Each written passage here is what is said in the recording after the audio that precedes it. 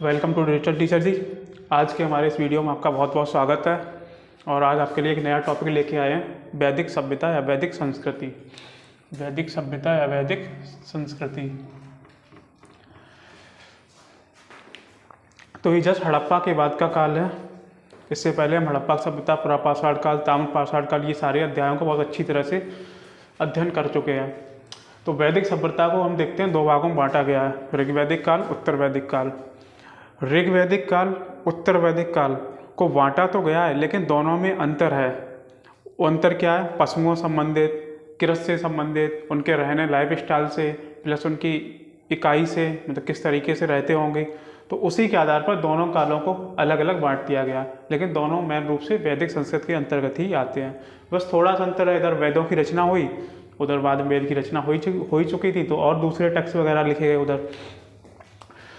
दूसरा, इसमें ऋग्वैदिक काल का टाइम पीरियड देख लीजिए एक बार, 1500 से 1000 BC, और उसका 1000 से 600 BC या ईसा पूर्व तक।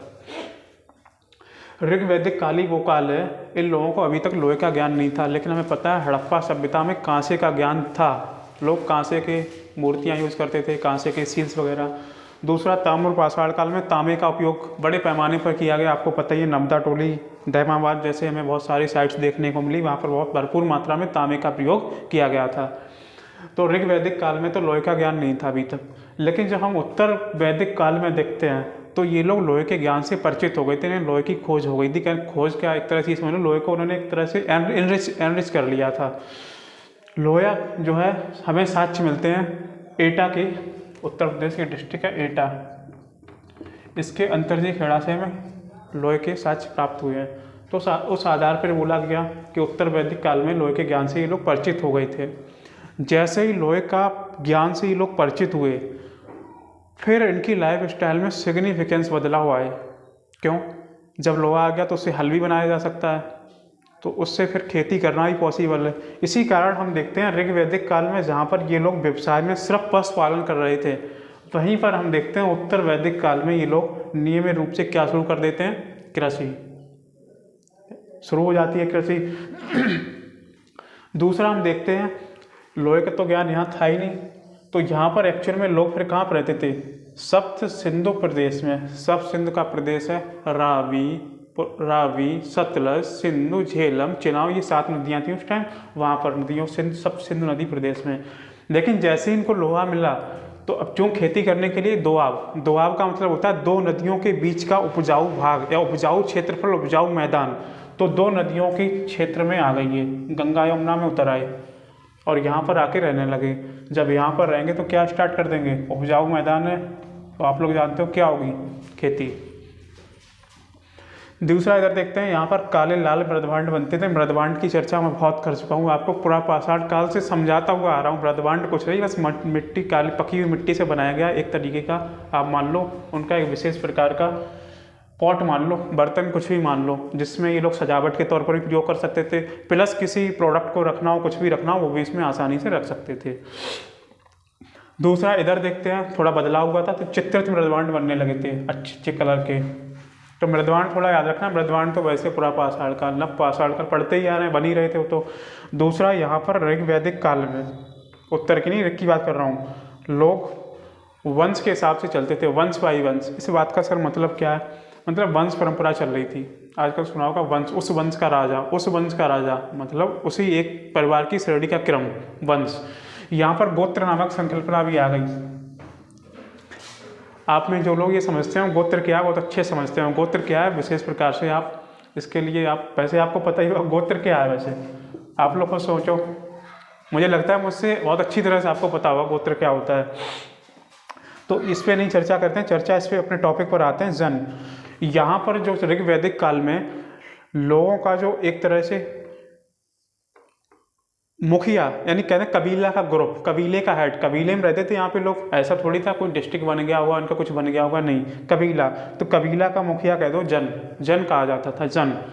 और यहाँ पर हमें राजा की कल्पना देखने को मिलेगी आगे जाके, ठीक है, राजा की। दूसरा, व्यवसाय पर हम लोग बात कर ही चुके हैं। व्यवसाय, यहाँ पशुपालन था, वहाँ कृषि हो गया था। यहाँ पर जन, वहाँ पर राजा मान लो। अच्छा, ऋग्वैदिक काल, राजनीतिक संगठन पहले समझते हैं, फिर समझाते हैं राजा इस देखो आगे लिखा भी है राजा। पहले हम इसकी समझते हैं ऋग्वैदिक कालीन राजनीतिक संगठन। राजनीतिक संगठन आजकल भी है हमारे यहाँ। ग्राम, तहसील पता होगा आपको, ग्राम, तहसील, डिस्ट्रिक्ट, ऐसे चलता कि नहीं, मंडल, फिर हमारा प्रांत आता है पूरा, फिर उससे बड़ा हमारी कंट्री। तो ऐसे ही इनकी भी इकाइयाँ थी एरिया की अलग अलग हिसाब से। तो सबसे छोटी इकाई का एग्जाम में कभी पूछा जाए कि ऋग्वैदिक के टाइम सबसे छोटी इकाई क्या थी? कुल। ये परिवार के रक्त, एक ही रक्त के लोगों द्वारा बनी हुई थी, मतलब एक ही रक्त के लोग, एक ही फैमिली के लोग। तो इनको बुलाया था, इनका मुखिया कहलाता था कुलपति या कुलप। इससे अब बहुत सारे लोग मिलकर, बहुत सारे परिवार के सदस्य मिलकर इकट्ठे एक जगह रहकर क्या बन जाता है? ग्राम।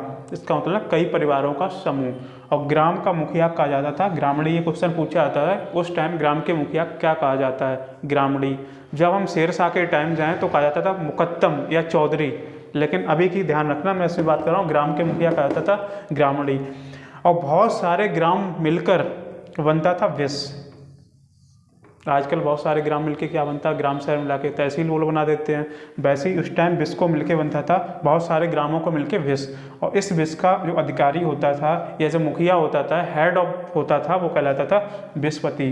और बहुत सारे विस को मिला के बनता था जन। जन माने ग्रुप ऑफ पीपल, एक साथ ग्रुप रहने लगे बहुत ज़्यादा मात्रा में। और इनका मुखिया कहलाता था जनपति। जनपति का ही मतलब है राजा। एक चीज़ और समझ लो, यहाँ जन था, यहाँ जन की जगह आ गया था जनपद। सीधा समझो जैसे आज हम लोग डिस्ट्रिक्ट बोलते हैं, ठीक है, तो ये आ गया था।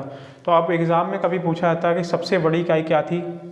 काफ़ी बार पूछा गया है कि वैदिक काल में सबसे बड़ी इकाई क्या थी? तो जन, जबकि सबसे छोटी इकाई कुल।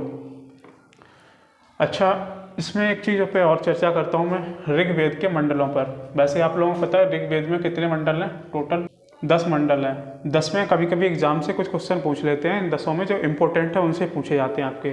तो तीसरे मंडल में चर्चा हुई है गायत्री मंत्र की। तीसरे मंडल में किसकी चर्चा हुई है?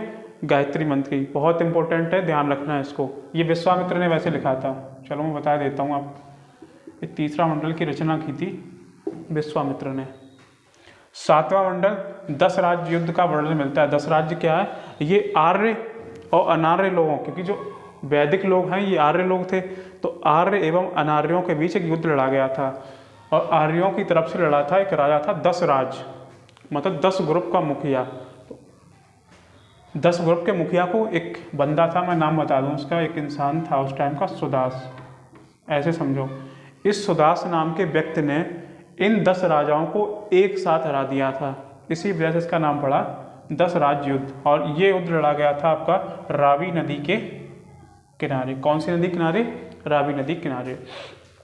अगले 9वें मंडल की बात करता हूँ। तो 9वें मंडल में सोम देवता का वर्णन है। सोम देवता आप लोग जानते होंगे। आगे है 10वां वर्णन। 10वां जो आपका मंडल है, इसमें वर्ण व्यवस्था की वर्णन किया गया। वर्ण व्यवस्था क्या है? हमारा समाज उस टाइम उत्तर वैदिक काल में आते आते 4 भागों में बट गया था। क्षत्रिय, वैश्य, शूद्र, और एक कौन था? क्षत्रिय, वैश्य, शूद्र, एक कौन था? ब्राह्मण। 4 भागों में बट गया था।